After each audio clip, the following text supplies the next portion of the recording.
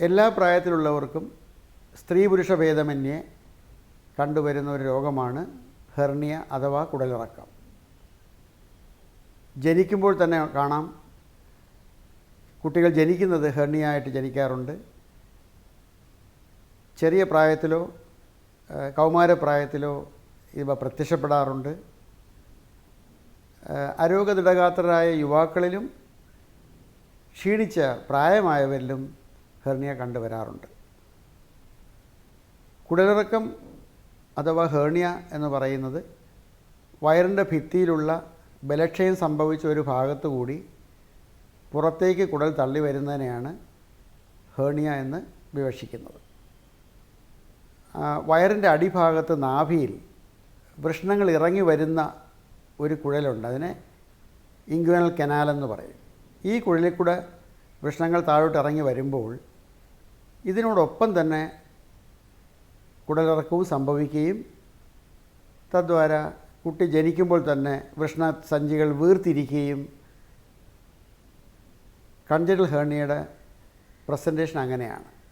ഇതേ ഹെർണിയ തന്നെ ഈ വീക്ക് ഏരിയയിൽ കൂടെ കുട്ടിക്കാലത്തോ കൗമാരപ്രായത്തിലോ ഒക്കെ തള്ളി വരുന്നതിനെയും ഇൻഗ്വനൽ ഹെർണിയ എന്നാണ് പറയുന്നത്. വരാൻ അല്പം വൈകിപ്പോയി എന്നുള്ളതേ ഉള്ളൂ. അബ്ഡോമിനൽ വാളിലുള്ള ഈ കനാലിരിക്കുന്ന ഭാഗം കുറച്ച് ഒരു പൊട്ടൻഷ്യലി വീക്ക് ഏരിയയാണ്. അതിൽ കൂടെ ഹെർണിയ ഡെവലപ്പ് ചെയ്യുന്നു. നല്ല ആരോഗ്യമുള്ള ദൃഢഗാത്രരായ ചെറുപ്പക്കാരിലും ഹെർണിയ വരാറുണ്ട്. പ്രായാധിക്യം വന്ന സ്ത്രീ പുരുഷന്മാരിലും ഹെർണിയ വരാറുണ്ട്. ഈ ഭാഗത്തുണ്ടാകുന്ന ഹെർണിയകളെ, നാഭിയിലുള്ള ഹെർണിയകളെ ഇൻഗ്വനൽ ഹെർണിയ എന്നും ഫിമോറൽ ഹെർണിയ എന്നും ഒബ്സ്റ്റ്രേറ്റൽ ഹെർണിയ എന്നും പറയുന്നു. ഇതെല്ലാം കൂടെ ചേർത്ത് നമുക്ക് അതിനെ ഗ്രോയിൻ ഹെർണിയ ആയിട്ട് തരംതിരിക്കാം. എല്ലാത്തിൻ്റെയും ട്രീറ്റ്മെൻറ്റ് തന്നെ ഒന്നാകുന്നു. വയറിൻ്റെ ഭിത്തിയിൽ കൂടി, മുൻഭാഗത്തുള്ള ഭിത്തിയിൽ കൂടി തള്ളി വരുന്ന ഹെർണിയകളെ വെൻട്രൽ ഹെർണിയ എന്ന് പറയുന്നു. ഉദാഹരണത്തിന് വയറ് വീർത്ത, പ്രസവാനന്തരം വയറ് ചുരുങ്ങി പഴയ സ്ഥിതിയിലെത്തുന്ന, സാധാരണ അങ്ങനെ സംഭവിക്കാറ്. ചുരുക്കം ചിലരിൽ ഈ വയറിൻ്റെ മധ്യഭാഗത്തുള്ള പേശികൾ അകന്നിരിക്കുകയും പൂർവ്വസ്ഥിതി പ്രാപിക്കാതെ വരികയും ചെയ്യുമ്പോൾ വയറിൻ്റെ മധ്യഭാഗത്തൊരു വീക്ക്നെസ് അല്ലെങ്കിൽ ഒരു ബലക്ഷയം സംഭവിക്കുകയും ആ ബലക്ഷയം സംഭവിച്ച ഭാഗത്തു കൂടി, പ്രത്യേകിച്ചും പൊക്കിളിൻ്റെ ഭാഗത്തു കൂടി തള്ളി വരുന്ന ഹെർണിയെ അംബിലിക്കൽ ഹെർണിയ എന്നും പൊക്കിളിൻ്റെ വശങ്ങളിൽ കൂടി വരുന്ന ഹെർണിയെ പാരാ അംബിലിക്കൽ ഹെർണിയ എന്നും പറയുന്നു. വയറിൻ്റെ മുകളിൽ, പൊക്കിളിന് മുകളിൽ മധ്യഭാഗത്തുണ്ടാകുന്ന ഹെർണിയെ എപ്പിഗാസ്ട്രിക് ഹെർണിയ എന്നും, അതേപോലെ തന്നെ വയറിൻ്റെ പൊക്കിളിന് താഴെ സൈഡിലുണ്ടാകുന്ന ഹെർണിയെ സ്പൈജീലിയൻ ഹെർണിയ എന്നും വിളിക്കുന്നു. ഈ ഹെർണിയകളെല്ലാം കൂടെ ചേർത്ത് നമുക്ക് ആൻറ്റീരിയർ വാൾ അബ്ഡോമിനൽ ഹെർണിയാസ് എന്നോ വെൻട്രൽ ഹെർണിയ എന്നോ മൊത്തത്തിൽ പറയാം. വയറിൻ്റെ ഭിത്തികളിൽ ബലക്ഷയമുണ്ടാകാനുള്ള മറ്റൊരു പ്രധാന കാരണമാണ് വയറിൽ നടത്തുന്ന ശസ്ത്രക്രിയകൾ. വയറിൽ കൂടി തുറന്നുള്ള ശസ്ത്രക്രിയയ്ക്ക് ശേഷമുണ്ടാകുന്ന പാടുകൾ പലപ്പോഴും ബലക്ഷയമുള്ള ഭാഗമായി മാറുകയും അതിൽ കൂടി കുടൽ തള്ളി വരികയും ചെയ്യുമ്പോൾ അതിനെ ഇൻസിഷണൽ ഹെർണിയ എന്ന് പറയുന്നു. ആരംഭത്തിൽ എല്ലാ ഹെർണിയകളും ചെറിയ മുഴകളായിട്ടാണ് പ്രത്യക്ഷപ്പെടുന്നത്. വേദനയോടുകൂടിയോ വേദനയില്ലാതെയോ പ്രത്യക്ഷപ്പെടാറുണ്ട്. പലപ്പോഴും ചെറിയ അസ്വസ്ഥതയോ ചെറിയ വേദനയോ ചെറിയ കുത്തലോ അനുഭവപ്പെടുമ്പോൾ മാത്രമാണ് രോഗികൾ എനിക്കൊരു മുഴയുണ്ടെന്ന് കണ്ടുപിടിക്കുന്നത് തന്നെ. എന്നാൽ മറിച്ച് വേദനയോടുകൂടി പ്രത്യക്ഷപ്പെടുന്ന ഹെർണിയകളും ഉണ്ട്. ക്രമേണ ഈ മുഴകൾ വലുതാകും. ഉദരഭിത്തിയിലുള്ള വീക്ക് ഏരിയയിൽ കൂടി തള്ളി വരുന്ന കുടലുകൾ വിള്ളൽ അല്ലെങ്കിൽ ആ വിടവ് വലുതാവുകയും കൂടുതൽ കണ്ടൻസ് വെളിയിലോട്ട് വരികയും ചെയ്യുമ്പോൾ മുഴ വലുതായിക്കൊണ്ടിരിക്കും. ആരംഭദശയിൽ ഈ മുഴകൾ കിടക്കുമ്പോൾ അകത്ത് പോവുകയും വീണ്ടും ചുമയ്ക്കുകയോ സ്ട്രെയിൻ ചെയ്യുകയോ ചെയ്യുമ്പോൾ പുറത്ത് വരികയും ചെയ്യുന്നു. കുറച്ചുകൂടെ കഴിയുമ്പോൾ നമ്മളൊന്ന് തള്ളിയാലേ അകത്ത് പോകത്തുള്ളൂ. പ്രസ് ചെയ്താൽ വേദനയില്ലാതെ അകത്ത് പോകും. കുറച്ചുകൂടെ വലുതാകുമ്പോൾ ഇതിൻ്റെ സൈസ് നെല്ലിക്കയിൽ നിന്ന് നാരങ്ങയും നാരങ്ങയിൽ നിന്ന് വലിയ ചക്കയുടെയൊക്കെ സൈസിൽ വന്ന് പെടാറുണ്ട്. തള്ളിയിടുന്നത് വളരെ ബുദ്ധിമുട്ടായി വരും. അങ്ങനെ വേദന പ്രത്യക്ഷപ്പെടുകയോ അല്ലെങ്കിൽ തള്ളിയിടാൻ ബുദ്ധിമുട്ടുണ്ടാവുകയോ ചെയ്യുന്നത് വളരെ ഗൗരവമായിട്ട് കാണേണ്ട ഒരു സ്ഥിതിവിശേഷമാണ്. ഇങ്ങനെ തള്ളി വരുന്ന കുടലുകൾ പലപ്പോഴും തമ്മിൽ ഒട്ടിപ്പിടിക്കുകയോ ഈ സഞ്ചിക്കകത്ത് തന്നെ ഒട്ടലുണ്ടാവുകയോ ചെയ്യുകയോ കെട്ടുപിണഞ്ഞു കിടക്കുമ്പോൾ ഇതിലുള്ള സഞ്ചാരം അല്ലെങ്കിൽ അതിൻ്റെ പ്രവർത്തനം നിലയ്ക്കാൻ സാധ്യതയുണ്ട്. ഭാഗികമായോ പൂർണ്ണമായോ അതിൻ്റെ സഞ്ചാരം നിലയ്ക്കുന്നതിന് ഇൻറ്റസ്റ്റൈനൽ ഒബ്സ്ട്രക്ഷൻ എന്ന് പറയുന്നു. കലശലായ വേദന, ഛർദി, വയറ് പെരുക്കം അല്ലെങ്കിൽ വയറ് സ്തംഭനം, മലം പോകാതെ വരിക, ഇതെല്ലാമാണ് ഈ ഗുരുതരമായ അവസ്ഥയുടെ ലക്ഷണങ്ങൾ. ഈ അവസ്ഥ തുടരുകയാണെങ്കിൽ ഈ കുടുങ്ങിക്കിടക്കുന്ന കുടലുകളിലേക്കുള്ള രക്ത ഓട്ടം നിലയ്ക്കുകയും ആ ഭാഗം മരിച്ചു പോവുകയും ചെയ്യാം. സമ്മർദ്ദം കൊണ്ടും ഈ ഇറങ്ങി വന്ന കുടലിൻ്റെ ഭിത്തികൾ ദ്രവിച്ചും കാര്യങ്ങൾ വളരെ സങ്കീർണവും ഗുരുതരവുമാകാൻ സാധ്യതയുണ്ട്. ഇങ്ങനെയുള്ള ഹെർണിയകളെ സ്ട്രാങ്കുലേറ്റഡ് ഹെർണിയ എന്ന് പറയുന്നു. ഒരു ഡയർ എമർജൻസിയായി മാറുകയാണ് ചെയ്യുന്നത്. വിട്ടുമാറാത്ത ചുമയുള്ളവർ, ആസ്മ രോഗികൾ, ഹാബിച്വൽ കോൺസ്റ്റിപ്പേഷൻ ഉള്ളവർ, മൂത്രതടസ്സം ഉള്ളവർ എന്നീ രോഗികളിലാണ് മേൽപ്പറഞ്ഞ കോംപ്ലിക്കേഷൻസ് വരാൻ സാധ്യതയേറെ. അവർ ഇതിൻ്റെ ആരംഭഘട്ടത്തിൽ തന്നെ ചികിത്സ തേടുകയും ഇങ്ങനെ ഒരു എമർജൻസിയിലേക്ക് പോകാതെ ശ്രദ്ധിക്കേണ്ടതും അവരുടെ ഉത്തരവാദിത്വമാണ്. അംബിലിക്കൽ ഹെർണിയ സ്ട്രാങ്കുലേഷൻ വരാൻ ഏറെ സാധ്യതകളുണ്ട്. പ്രത്യേകിച്ചും ഇറങ്ങി വരുന്ന വിടവ് വളരെ ടൈറ്റാണ്. അംബിലിക്കസിൻ്റെ സ്കാറാണ് അതിൽ കൂടെ വരുന്നത്, ടൈറ്റാണ്. അങ്ങനെയുള്ള രോഗികൾക്ക് ഈ സ്ട്രാങ്കുലേഷൻ വരാൻ സാധ്യത ഏറെയുണ്ട്.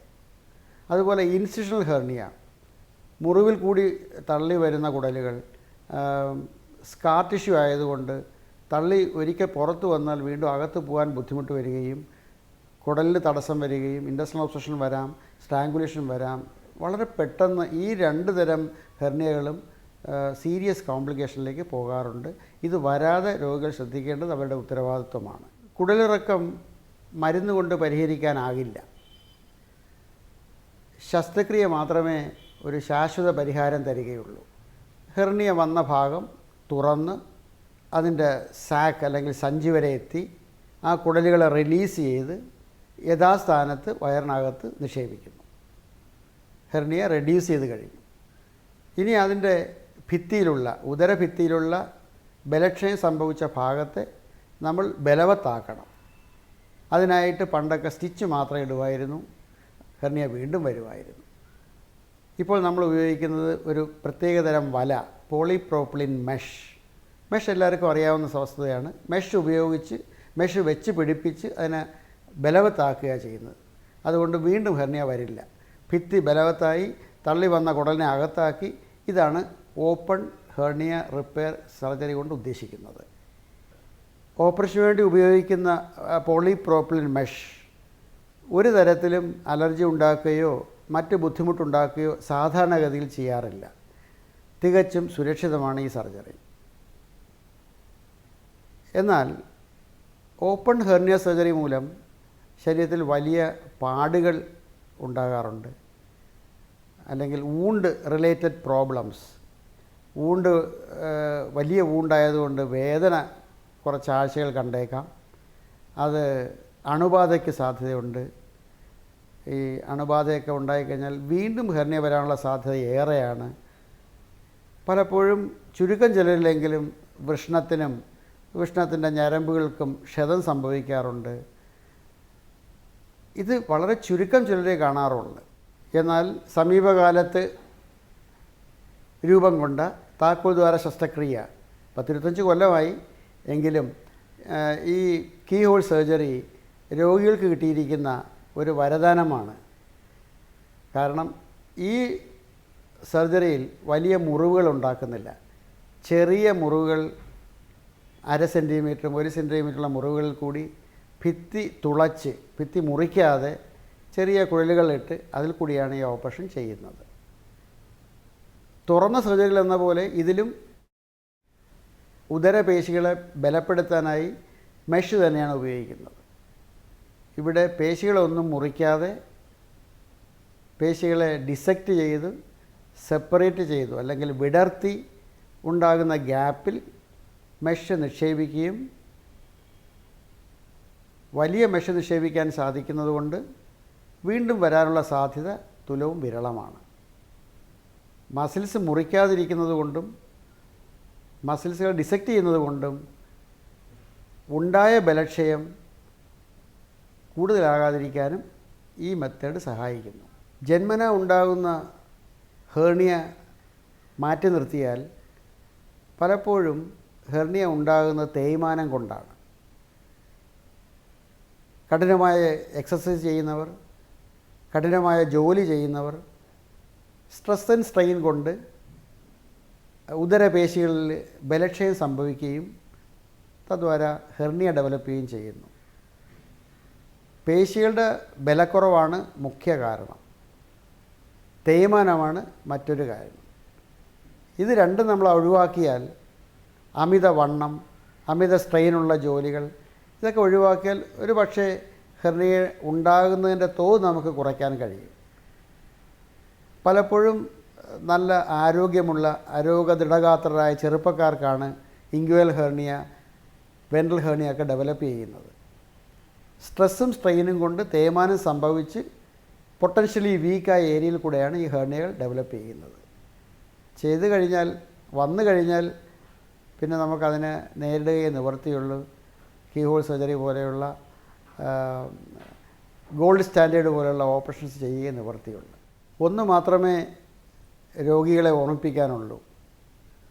ഹെർണിയ ആരംഭ ദിശയിൽ തന്നെ കണ്ടെത്തി ചികിത്സിച്ച് പിൽക്കാലത്ത് സങ്കീർണമാകാതിരിക്കാനും ജീവന് തന്നെ ഭീഷണിയാകാതിരിക്കാനുമുള്ള ഏക മാർഗം.